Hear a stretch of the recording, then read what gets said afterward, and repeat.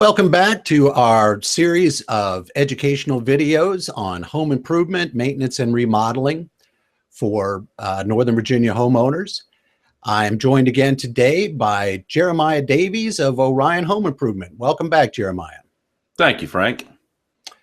And I neglected to mention at the beginning, I am Frank Felker, and we're doing this series of educational videos to help Northern Virginia homeowners sort of get their arms around everything that's involved with the various things that you need to do to keep your home safe, keep the value up, keep the appearance up, the curb appeal, and to keep the comfort level up so that you are enjoying as much as possible of the great American dream of home ownership. So we are doing a series of videos, and in today's video in particular, Jeremiah is going to share some information with us about the actual contracting process, how best to manage that process, to select the right contractor and manage the process step by step to ensure that you get the best outcome at the other end. So Jeremiah, I want to start with this. We often hear when we're thinking about getting a new roof or getting our windows replaced or a deck or what have you, you got to get 3 estimates. But I understand from our previous conversation that is not necessarily the case, that based on your experience, many years of experience in contracting, that getting 3 estimates is not necessarily the best course of action. Why is it that you say that? Well, Frank, in my experience and kind of what we've seen out there is that the 3 estimates, and I call it a myth, is really, kind of a consumer protection issue where just for lack of knowing really how to interview a contractor and understand, kind of the gathering an estimate and getting a project ready process, someone just kind of throws a little bit of a voodoo technique. Let's get 3 estimates. We'll toss out the low one. We'll toss out the high one. We'll go with the one in the middle. And we're kind of protecting ourselves on a financial aspect. But the fact of the matter is, if you don't understand how to interpret the data off of a single estimate, why would you waste your time to get 3 more estimates or 2 more estimates and just throw a bunch more data in there to confuse yourself? So really what you end up looking at is just simply the price. And we all know that, you get what you pay for, and sometimes the lowest price isn't always the best price for a project. That's a great point. Yes. Low price is not necessarily the best price, and high price doesn't necessarily mean you're going to get the best quality job either. And any way you look at it, price is only one of many important variables that you need to look at when someone comes into your home. So if we don't need to get 3 estimates, is there a magic number that you have in mind, 1 or 2? Or what do you think is the best way or the best number for a homeowner to have in mind when they're going out and deciding how many contractors they should invite into their home? Well, Frank, the best number, as you expected, and how to find that and what customers should be thinking of is their own comfort level, their own cost, and their own investment in the process. If we take a look at kind of, an average earnings, and let's put a price tag on, say, your time or my time, and we'll go with an average of, say, $50 an hour. If I were to go to work at 40 hours a week, $50 an hour, that's roughly right around $100,000 worth of income. So let's say that using that as a model, a standard estimating procedure is going to have you calling a few companies, setting up the appointments, leaving from work to go home and do it, meeting with a contractor, gathering the data, and then getting the estimate. And so really what we're looking at is 3 to 4 hours involved from start to finish with this stuff. And so at $50 an hour, you're looking at anywhere from $150 to $250 of your own time value kind of invested in the stuff. So when you look at just gathering estimates, there's no magic number on the number of estimates. It really comes down to the quality of time you spend and how you make the most of your investment by asking the right questions and making sure that you're getting the contractor on your agenda and not allowing the contractor to be on their own agenda for your project. That's a great point. Certainly, it's your home, it's your money. You want it to be your agenda. So with that in mind, how do we go about deciding which contractors to call? Would you recommend that people rely on referrals from friends and business associates and that type of thing, people who have worked with contractors in the past? That's an absolutely fantastic point, and the answer to that question is yes. If you have a trusted friend or a co-worker, family member that's had a good experience with the contractor, chances are that's a kind of contractor that's going to make sure that you have a good experience as well. outside of doing, the kind of face-to-face referrals from people that using some of the tools that are out there on the website to really dig into a company's credentials as far as the referrals go. Sites like Yelp or Porch or House or even Angie's List. These are great places for consumers to go and find a little bit of history on the reputation of the contractor. Sourcing a contractor is the biggest challenge. And once you find yourself, with one or two or even three, if you are going for that magic 3 estimate number of solid contractors you'd like to interview, the very next step is put yourself in the best position to kind of control the process. And what I mean by that is these folks that are coming to your house, and most of them are doing this 2 to 3 times a day, every single day, to estimate something for them. And this may not be something you do quite often. So by understanding how to approach the interview with the contractor and doing it the right way, you can put yourself on a more kind of a powerful footing and take some of the leverage away from a kind of a tricky salesperson or a contractor that kind of glosses over the main important portions of the estimating procedure. That's great. And that's such an important point. And that's the whole objective behind this video series, is to help homeowners gain that knowledge and get that upper hand and be able to control the conversation and the agenda, just as you suggested. So let's say we have selected one or more contractors to visit us in our home, learn more about our needs, and give us a price. What sort of questions should we ask? But what sort of things should we be looking for during that interview process? Well, the first thing that I would say is try to make sure that there's 2 people at least. If it's a husband and wife team, or there's more than one decision maker in the process, try to make sure that both decision makers are present for the initial interview, because now you're sitting in a situation where it's 2 versus 1. There's 2 ideas that are going there. And I've been in this game for quite some time, and I know that when I'm sitting with one decision maker and the other one is at work or somewhere else, there's always, and this is without fail, always a question that comes up that the person who's not there needs to be able to answer. And so by having both people there, then a contractor who's really trying to dig in and find the needs and really get on your agenda can get a full round of information. So having both decision makers or all the decision makers there for the initial interview is really important, so that you guys can really get your questions answered and get your agenda kind of set. Outside of that, there's the general stuff, and we can kind of go through a line of 5, 6 questions that are really important. But really, the most important thing is putting yourself in that position with both people, so you do have that kind of 2-on-1 leverage to make sure that you're not getting kind of taken for a ride with someone who may not be that referral to quality contractor, kind of maybe the throw a dart at the Google search list kind of contractor.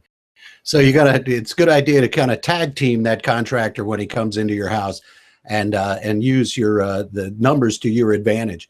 So Absolutely. If both team members are there, you were just saying there might be a handful of questions that would be important to ask. Can you just give us 2 or 3 ideas of what we ought to ask? Clearly, we want to know how much it's going to cost, but what other kinds of questions should we ask?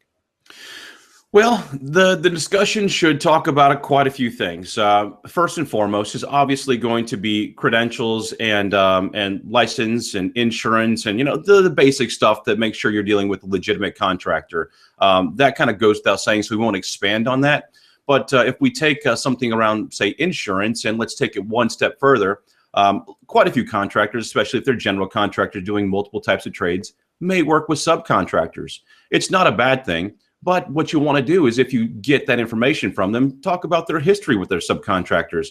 Ask for licenses and insurance from the subcontractors that they use. A general contractor is a fantastic thing, but if you take it one level deeper and make sure that they have great relationships with the vendors and subcontractors they use, you can make sure that they're doing the right thing. Other questions that you may want to ask is, who's going to be in charge of your project, or who's going to be your point of contact during the project? Is it the salesman that's sitting there kind of walking you through the details of the project now, or is it another person that's going to be assigned to manage your project while it's going on? You get that information up front, and you kind of get a feel for what the support of the company is and what their staffing is. A few other questions may be how many other projects they have going on at one time. You may ask about some company structure, really getting a feel to make sure this company is solid and stable and the kind of company that you want to work with that you know is going to be around for a while. And so some of those things right there could be a few steps deeper than just the standard, are you licensed? Are you insured? What's the price? And kind of going from there. That's great stuff. And I think that part of that process is not just the facts and the data that they're going to share with you, but the way they react to the questions that you ask them. Are they sort of knocked off balance and not quite sure what to say? Are they somebody who's comfortable with giving the answer, I don't know, but I can get back to you about that?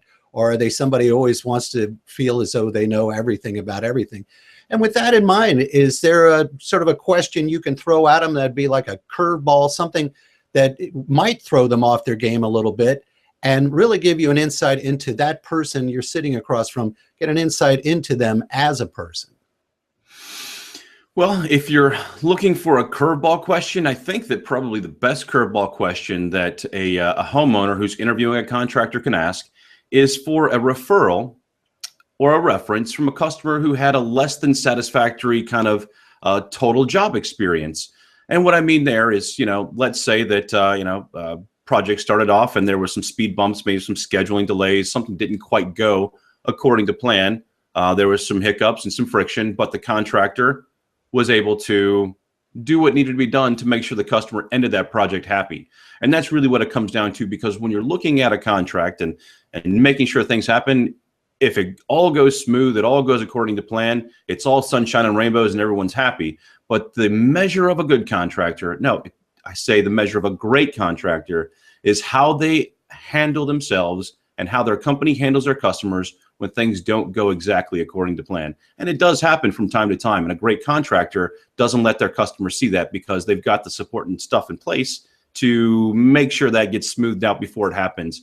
But really just if you get that kind of a question to a contractor, see what their reaction is. And if they're willing to introduce you to someone that didn't have a great experience, but is still happy enough with how everything finally turned out that they're willing to chat about it. That would be a great insight that probably not a lot of contractors would be expecting from a savvy customer. And I have to think that probably not a lot of contractors are going to have a ready answer for that question either. Probably humana. Well, and it's funny that in today's marketplace with a lot of the sites you mentioned, Yelp and Angie's List and a lot of other ones, that there's such a high level of transparency now relative to customer experience and customer service. And I think a lot of business owners of all kinds in your industry, other industries, miss the fact that when somebody has a problem, a client is unhappy, rather than this being a huge problem, it's actually a great opportunity for you to better engage with them, find out exactly what they need to feel better, and then go in that extra mile and make that happen. And then that person ends up being a fantastic referral. But so many times companies take the opposite approach than what you take, Jay, at Orion, and they try to gloss over. They stop returning phone calls or whatever. And I really congratulate you by realizing what an opportunity that is, and that is a great curveball question that you could throw to somebody. Now, well, let me take half a second to expand on that. And if we kind of backtrack to our first question about the 3 estimates, because the media and consumer advocacy and kind of the general consensus has been throwing out that 3 estimate kind of mantra, what's happened is the remodeling industry has turned into almost a commodity where it's kind of the lowest price is the majority of the winner. And that's why we have 60 to 70% of people who purchase home improvement projects are not really satisfied with the end result, because what's happened here is 60 or 70% of the contractors out there are coming in with low bid projects. And if there is a bit of a hiccup or there is some kind of thing that happens on the job, the contractor is now scrambling to kind of save profit or make sure that they try to squeeze every last bit of productivity out of everything. And it turns out where they don't really focus on the customer's needs. Whereas, a contractor who's gone through an interview, asked the right questions, understands your budget, your timeline, your needs, your desires, and how you want the project to run, and they price it appropriately. If a curveball does come up on the project, they're able to, with the proper margin, buffer that out, send someone out, get the job taken care of, and focus on customer first versus bottom line. And that's really what it comes down to. And that's why that 3 myth deal we talked about earlier is a little bit dangerous too, because it takes that buffer and that customer needs focus out of things and really focuses on a bottom line. It's funny, I could almost restate what you just said, that the homeowner, it takes a huge share of responsibility in the successful outcome of the project, clearly through who they choose. And if they focus entirely on the lowest price, they may end up with a project that they would have wished they hadn't spent a dime and never even gotten started with. So I think it's absolutely true. And sometimes working with a professional contractor is going to help a person or consumer who's going to be making one of these types of investment decisions on their home to understand what their real needs are. Not only should you have your questions to kind of qualify the contractor, but you want to sit with and feel comfortable trusting a contractor that has questions that talk about how long you plan on living in your home, what your plans are for selling the home, what type of usage the proposed improvement is going to get. And so by understanding these types of things, by building the trust where a consumer can share a kind of a budget range with the contractor, that contractor can now put together a package and a proposal and a project that really focuses on the customer and fits your needs. And I give a quick example. If you say, Frank, I want to hire your company to go out and go out and buy a new car for me. Go get it. Thanks so much. Well, if I don't ask some good questions, I don't know if you want a Kia or a Mercedes. And there's a huge difference between the two things and a big range. It's got 4 wheels and a steering wheel, so it must be good to go. But what do you want? Do you want great gas mileage? Do you want to have luxury? Do you want to have cost efficiency as the most important thing? So again, by translating that into the contractor-customer relationship, the more trust you can build with a contractor, the better off you are to understand the needs of it and really find out and end up with a project that fits your needs. So again, that really is the big thing, is you've got to develop that trust. And if you don't have the trust with the contractor or the rep that's in front of you, go get another estimate. Go get another estimate and get that estimate until you feel comfortable and trust the contractor that's in front of you and you understand the information he's putting to you. That is just great stuff, Jeremiah. I love the analogy of the car. Yeah, go buy me a car. And there's no telling what kind of car that person may come back with. And there's so many variables, even just like with windows. And you can spend $179 a window, or you can spend $179,000 a window. It all depends on what kind of window you're looking for. So, and we will be getting into the lower, more detailed aspects of things like purchasing replacement windows and roofing and other things in other videos that we're going to be coming out with here subsequently. But sort of staying at the high level of just the overall selection of a contractor and trying to help the homeowner understand one contractor from another, comparing apples to apples. We always hear, and you mentioned it earlier, about being licensed and insured. And what exactly does that mean? What are the different types of licenses and the different types of insurance that I need to make sure are present before I select a contractor? It's a great question, and one that kind of gets glossed over a bit. I did it myself earlier in the interview. But when we're talking about licensing, there's a few licenses. You want to make sure that a contractor is not only licensed in the state that they're in. You got to find out what classifications do they have. Are they a C-class contractor and they really can't do larger jobs? Or are they a B or an A-class contractor that can handle much larger job loads? Do they have specific classifications? Are they electrical certified or HVAC certified? Or are they residential contractor? Or are they commercial contractors? Quite a few different classifications that go along with it.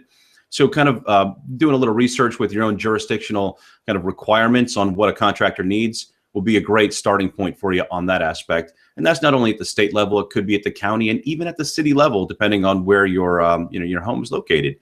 And then when we get into the insurance aspect, there's 3 basic types of insurance that are very, very important. You have your general liability insurance, and that really just protects home and property and people from damage. Once you get past the general liability insurance, there's going to be automobile insurance for all the dump trucks or work vehicles or things that are coming to and from your home, which is the job site. The last one that's most important is going to be the workers' compensation insurance.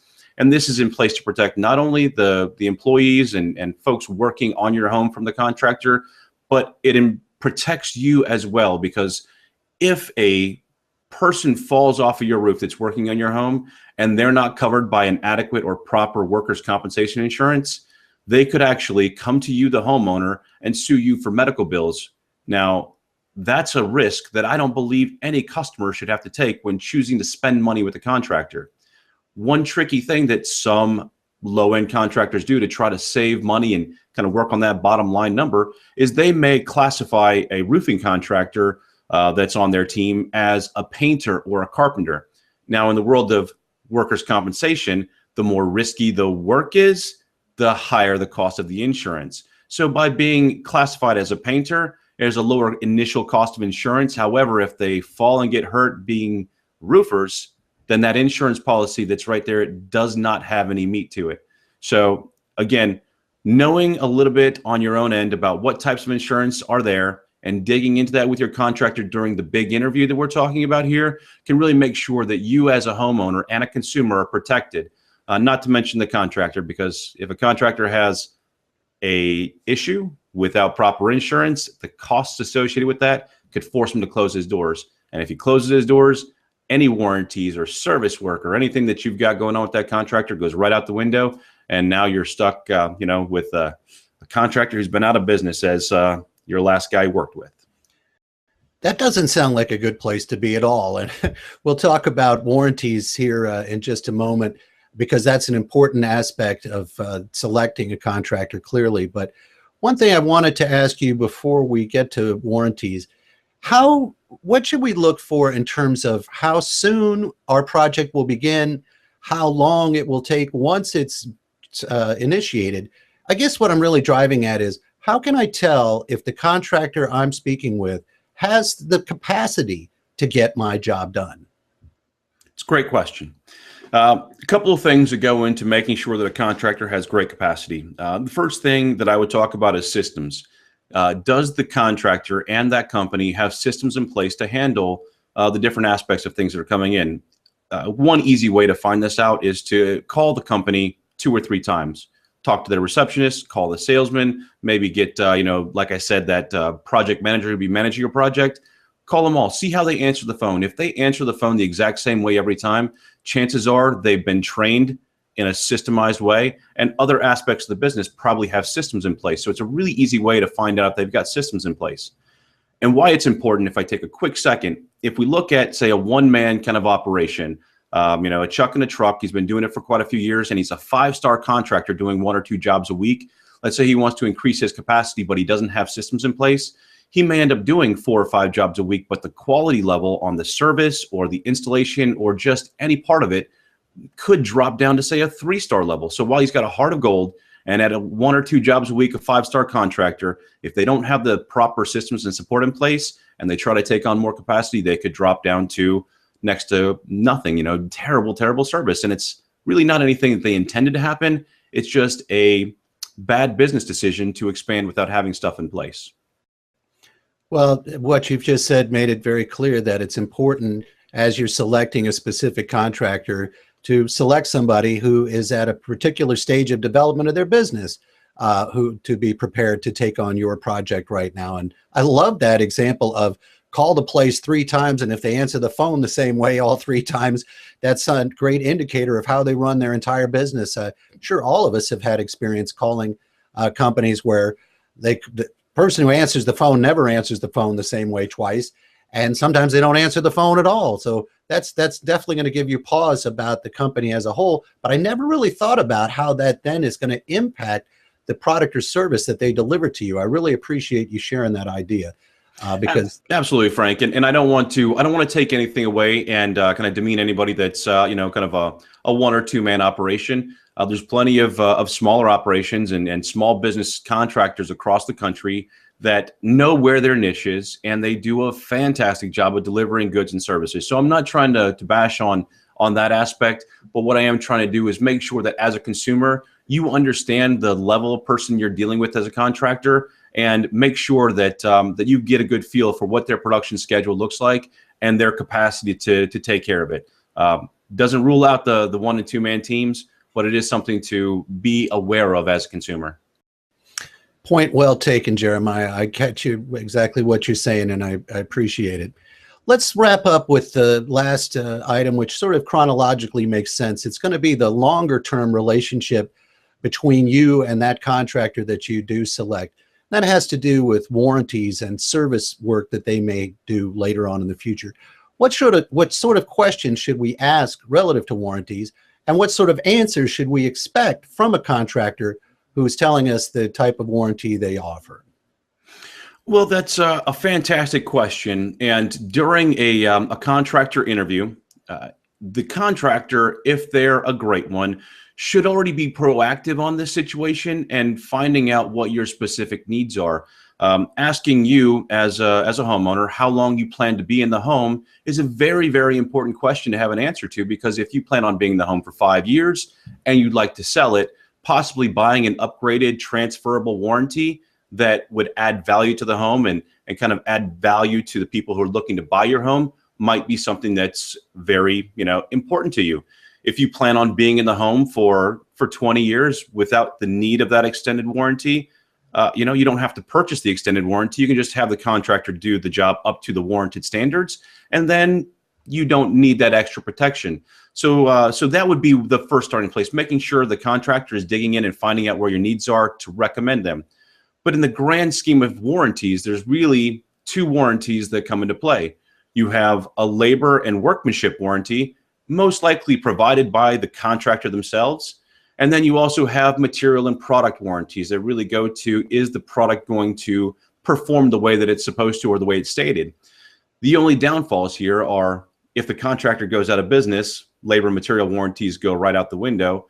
And if the contractor doesn't install the product up to the specifications of the manufacturer, now the product warranty is out the window.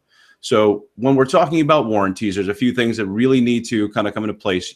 Consumers' needs, contractors' ability to do things, and where it all falls in making sure that it's done by the books. There's some warranties out there that you can purchase that are actually manufacturer-backed labor warranties. So let's say that contractor does go out of business. Well, now your labor warranty is held by a multi-million-dollar nationwide manufacturing company. And so it's not really kind of on the contractor you hired. It's on the brand name of the product you put on your home. So again, that goes into finding out the needs during that interview. Is my needs as a consumer a low-end product and a budget issue? Or do I want to have more of a brand name, solid, good product that comes with some of these extra warranties? Again, there's no right question or no right answer for every single homeowner. Everyone's unique. But knowing some of the different things on the labor and material warranties and having your contractor explain those options to you are very important. It sounds as though, once again, it's important for the homeowner to consider this question ahead of time. As you mentioned, how long are you going to live in the home? What are your preferences relative to quality versus price, et cetera? And then understand that there are, as you mentioned, different types of warranties: workmanship warranty, the material warranty, whether or not the warranty is going to be supported by the contractor, by the manufacturer, by both of them, and so forth. And I really feel as though that's exactly the type of information that it's wonderful to get right from you, Jeremiah, so that people understand these things and they can make a more informed decision and even ask better informed questions going into the process. Yeah, and it's that's the reason why I guess we're doing these kind of interviews here, is to really try to get this information out to folks. But if you take a good 10, 15 minutes, do a simple internet search on questions to ask a contractor, you can get thousands of results on 10, 15 up to the blog post. It's 87 questions every contractor needs to answer.